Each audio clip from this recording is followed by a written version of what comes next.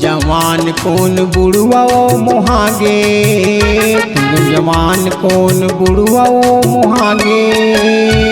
तोरे आम चानी चटनी माँ का स्वाद हवै वो, तोरे आम चानी चटनी माँ। कौन जवान कौन बुढ़वा मोहागे, तुम जवान कौन बुढ़वा मोहागे। तोरे आम चानी चटनी माँ का स्वाद हवै वो, तोरे आम चानी चटनी माँ।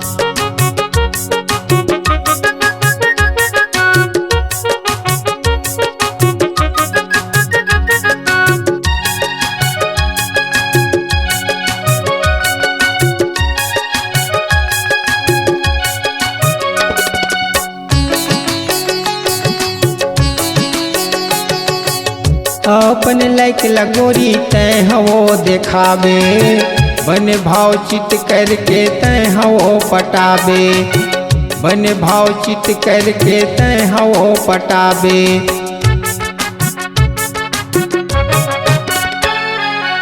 अपन लाइक लगोरी तय हवो देखावे, बन भाव चित करके तय हवो पटावे, बन भाव चित करके तय हवो पटावे।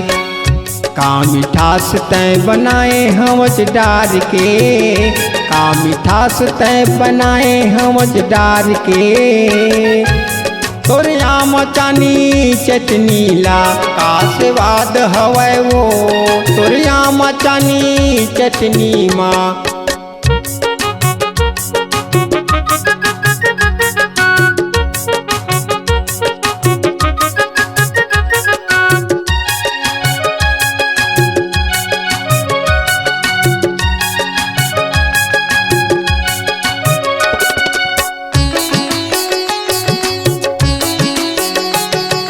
हम बेचल जात रहे मैकेल ममा गाँव माँ, बेचत बैठे हवज गोरी पीपर के छाँव माँ, बेचत बैठे हवज गोरी पीपर के छाँव माँ। हम बेचल जात रहे मैकेल ममा गाँव माँ, बेचत बैठे हवज गोरी पीपर के छाँव माँ, बेचत बैठे हवज गोरी पीपर के छाँव माँ।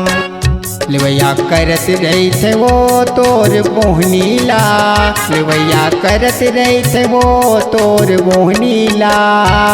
तोरे आम चानी चटनी ला का स्वाद हवै वो, तोरे आम चानी चटनी माँ।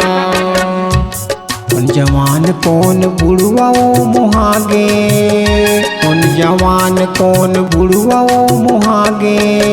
तोरे आम चानी चटनी माँ का स्वाद हवै वो, तोरे आम चानी चटनी माँ, तोरे आम चानी चटनी माँ, तोरे आम चानी चटनी माँ, तोरे आम चानी चटनी माँ, तोरे आम चानी चटनी माँ।